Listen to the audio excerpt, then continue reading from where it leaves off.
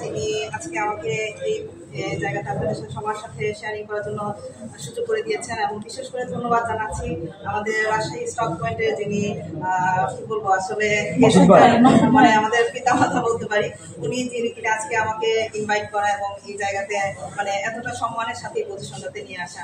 তো ধন্যবাদ জানাচ্ছি সবাইকে, আপনাদের যারা এতক্ষণ ধরে প্রোগ্রামটাতে আছেন। আমি হোসনা হক, ঢাকা উত্তরাতে আমার হোম টাউন। তো আছি বর্তমানে গাজীপুর থেকে বিজনেসটা রান করছি।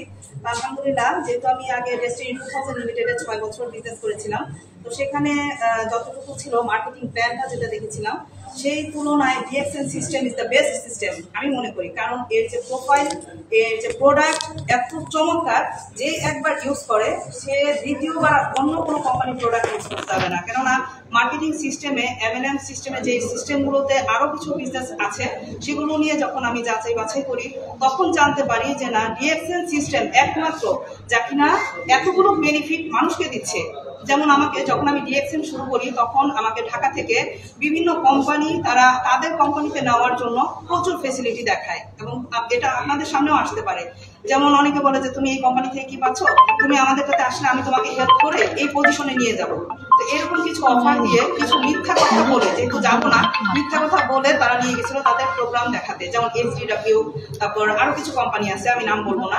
তো যাওয়ার পর আমি দেখলাম যে তাদের প্রোডাক্ট খুবই স্বল্প, যা কিনা একমাত্র 4টা কোম্পানি তাদের সার্টিফিকেট দেওয়া, কিন্তু ডিএক্সএন এ একমাত্র 88টা সার্টিফিকেট আমার জানা মতে, যে এটাকে কানাডা, আমেরিকা, যদি বাংলাদেশের কথা বলি, অনেক সময় বাংলাদেশে দেখবেন যে ঘুষ খেয়েও সার্টিফিকেট দেয়, কিন্তু আপনারা কেউ বলতে পারবেন যে কানাডা, আমেরিকা থেকে ঘুষ খেয়ে কোনো সময় সার্টিফিকেট দিছে?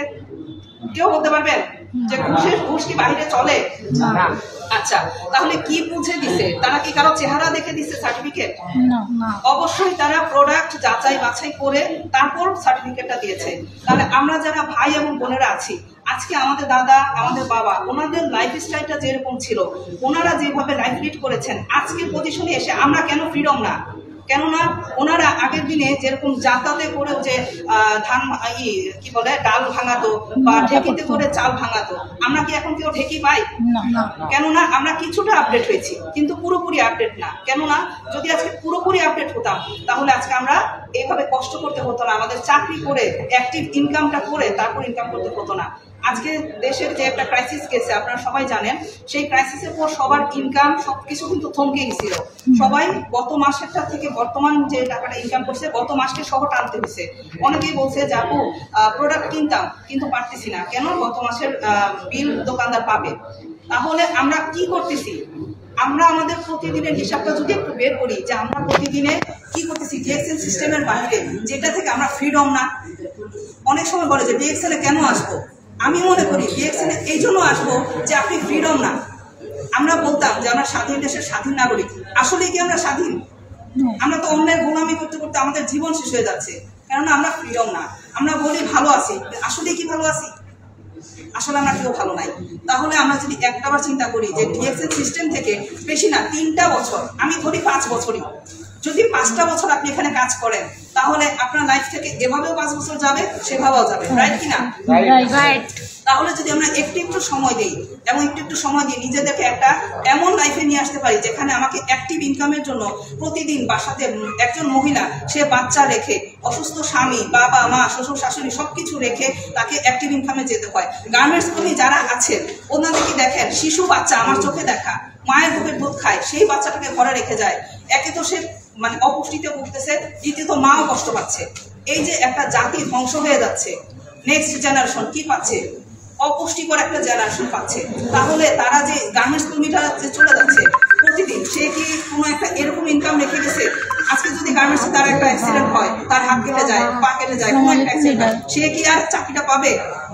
তাকে ফেরত দিয়ে দেওয়া হবে। তাহলে এই যে সে চাকরিতে যে সময়টা দিল, যে সেক্টরে চাকরি করছেন, আজকে চিন্তা করুন আপনার যদি হাত না থাকে, পা না থাকে, তারা আপনাকে চাকরিতে না রাখে, তাহলে আপনি যে সময়টা, আপনার একটা তারুণ্য হচ্ছে একটা মানুষের সবচেয়ে ইম্পর্টেন্ট সময়, এই সময়টা যে আপনি চাকরিতে দিচ্ছেন, বাকি নেক্সট টাইমে চাকরির পজিশন, চাকরিতে যারা আছে, কোম্পানি যারা আছে, ওরা কি আপনার চিন্তাটা করছে যখন আপনাকে ফেরত দিছে?